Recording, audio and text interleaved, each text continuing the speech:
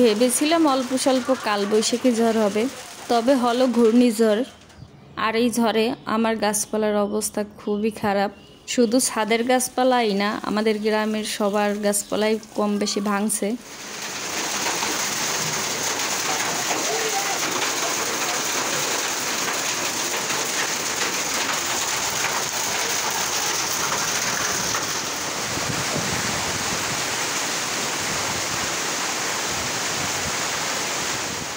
এতদিন আমাদের এদিকে কোনো বৃষ্টি হয় নাই।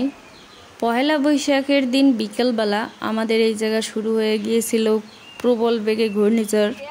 যদি বিপদ সংকেত দিয়ে মাপা যাইতো তাহলে অবশ্যই 10 নম্বর বিপদ সংকেত হতো। এত পরিমাণে গাছপালা ভাঙছে আর তীব্র বৃষ্টি, শিলাবৃষ্টি হয়েছে। এদিকে আমার ছাদে কোনো সিঁড়ির রুম করা হয় নাই। যখন বন্যা শুরু হয়েছে তখন আমরা সিঁড়ির রুমের উপর টিন দিতেছিলাম।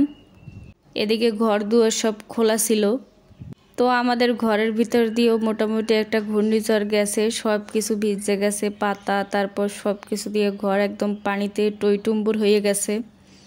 তাছাড়া সিঁড়ি বেয়েও পানি পড়ে।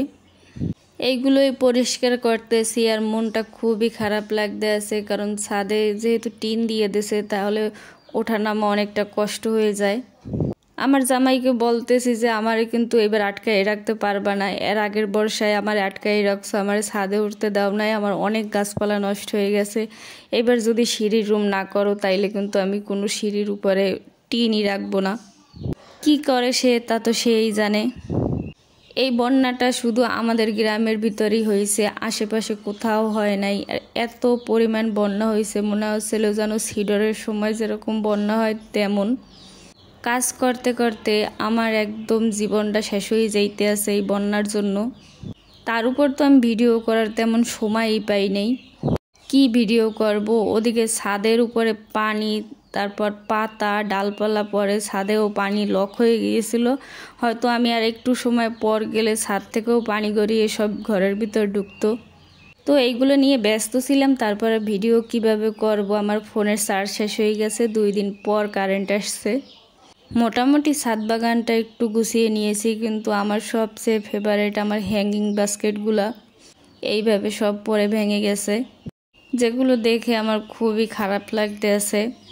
শুধু আল্লাহ আল্লাহ করতেছিলাম যে আল্লাহ গাছগুলো যেন নিচে না পড়ে, নিচে পড়লে হয়তো গাছগুলোর অবস্থা আরও খারাপ হতো। তো ছাদের ভিতরে ছিল, এদিক ওদিক পড়েছিল, কিন্তু নিচে পড়ে নাই। কিন্তু হ্যাঙ্গিং বাস্কেটগুলা প্রায়টাই ভেঙে গেছে। যেহেতু শিলা বৃষ্টি হয়েছিল তাই গাছপালার প্রচুর ক্ষতি হয়েছে, অনেক বড় বড় শিলা পড়ছিল। তো একদম গাছপালা নষ্ট হয়ে গেছে, পাতা ছিঁড়ে গেছে। প্রত্যেকটা ফুলের গাছের পাতায় ছিঁড়ে একদম কেমন হয়ে গেছে, দেখলে এখন কষ্ট লাগে।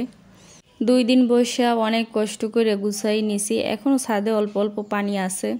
এতদিন মনে মনে একটু বৃষ্টির আশা করছিলাম, কিন্তু এমনভাবে যে বন্যা হবে কখনো ভাবতে পারিনি। অনেক গাছপালা ভাঙছে, খুবই খারাপ লাগতেছে।